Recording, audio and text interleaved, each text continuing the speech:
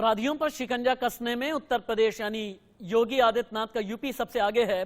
साल 2023 में अब तक 15 अपराधियों का एनकाउंटर किया गया। अनिल दुजाना ढेर, शाइस्ता और गुड्डू की तलाश हो गई है तेज। यूपी में 23 दिन में 4 बड़े माफिया ढेर हो चुके हैं। दुजाना मरा, अब 63 रह गई है माफिया की तादाद।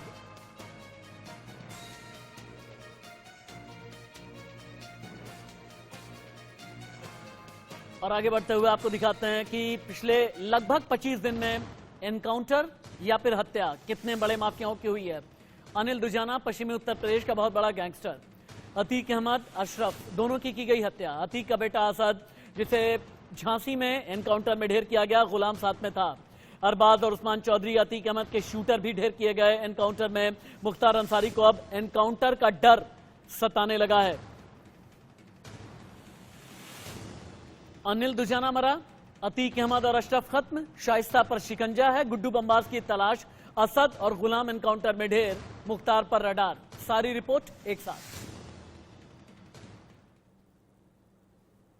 की मुठभेड़ हुई है जिसमें अनिल दुजाना नाम का एक बड़ा बदमाश जो है जानी थाने के भोला नहर पे मारा गया है। आपको दिखा दूं, जो अनिल दुजाना था इसी गाड़ी से वो फरार होने की जो है उत्तर प्रदेश छोड़ने की फिराक में था। यह वही कालवीन हॉस्पिटल है जहां पर अतीक अहमद और अशरफ दोनों माफिया ब्रदर्स की ताबड़तोड़ गोलियों से हत्या कर दी गई थी। Lady don Shaista Parveen surrender करने के मूड में है।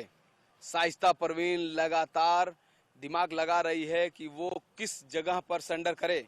अभी लास्ट लोकेशन दिल्ली में उसका मिला। कहा जा रहा है वकीलों के माध्यम से दिल्ली के कोर्ट में सरेंडर करना चाहती है। गुड्डू मुस्लिम बता सकता है कि आखिर ये सब किसने कराया है, कौन करा सकता है अतीक अहमद और अशरफ की हत्या।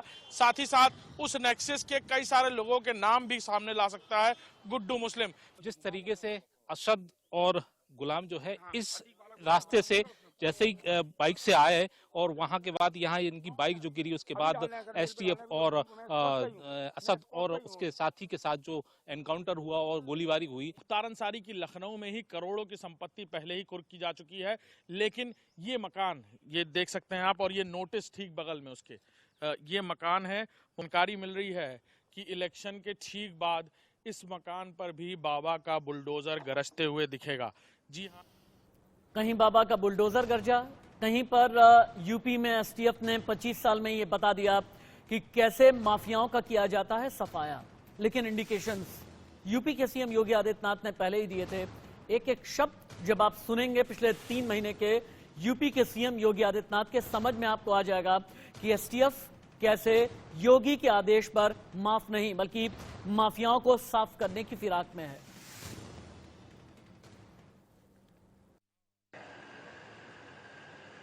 संत तुलसीदास जी ने एक बात कही थी, कर्म प्रधान विश्व रसि राखा, जो जस करहि सो तस फल चाखा।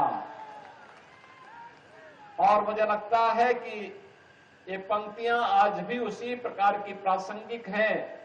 यहाँ की कानून व्यवस्था को व्हील चेयर में लाने का काम करते थे, आज वे स्वयं व्हील चेयर में पड़े हुए हैं और सांस लेने के लिए तरस रहे हैं। ये वही जनपद है जहां रामलीला का आयोजन नहीं हो पाता था। याद करिए, ये वही जनपद है, रामलीला के आयोजन को प्रतिबंधित किया था समाजवादी पार्टी की सरकार ने। वो समाजवादी पार्टी के द्वारा पोषित माफिया है और उसकी कमर में तोड़ने का काम हमारी सरकार ने किया है। और फिर वो कार्रवाई हुई है, इसे हम इस माफिया को मिट्टी देंगे। आज आप देख रहे होंगे,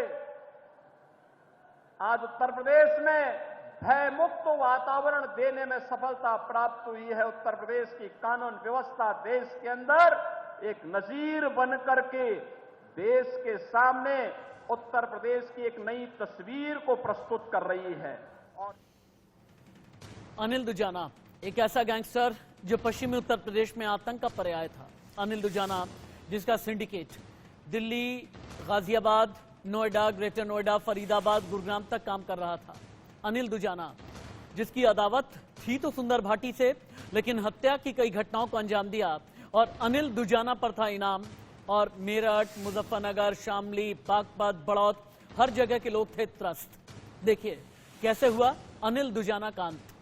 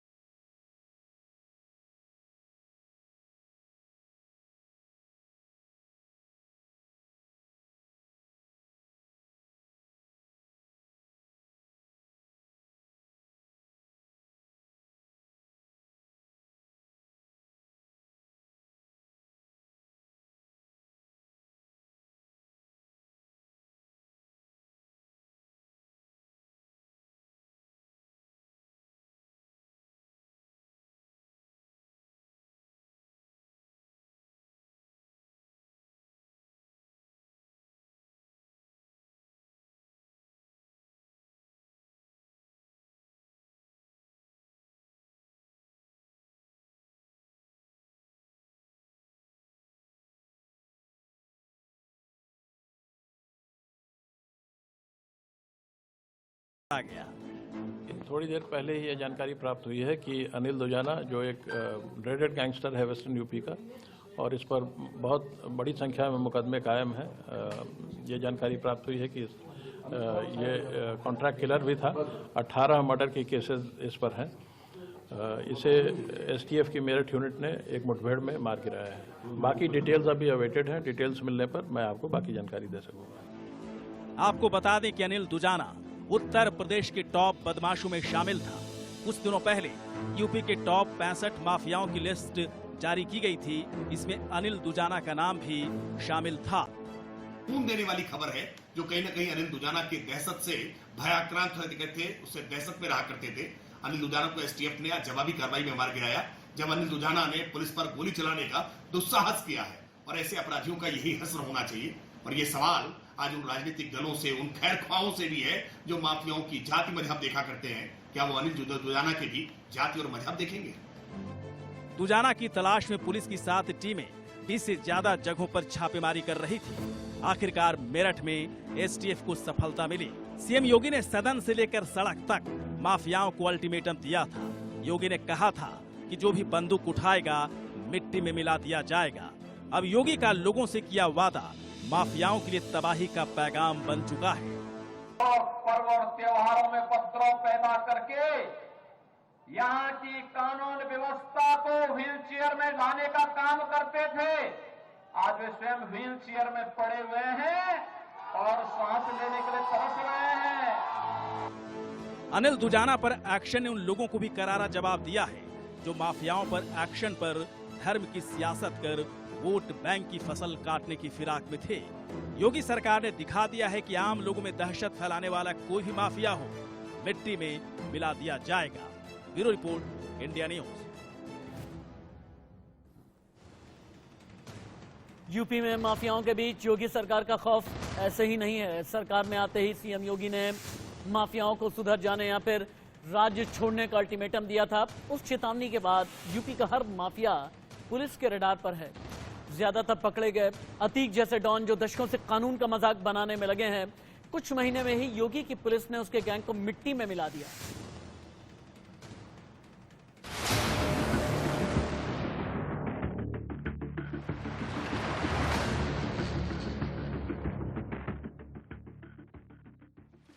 शाइस्ता, गुड्डू मुस्लिम, साबिर।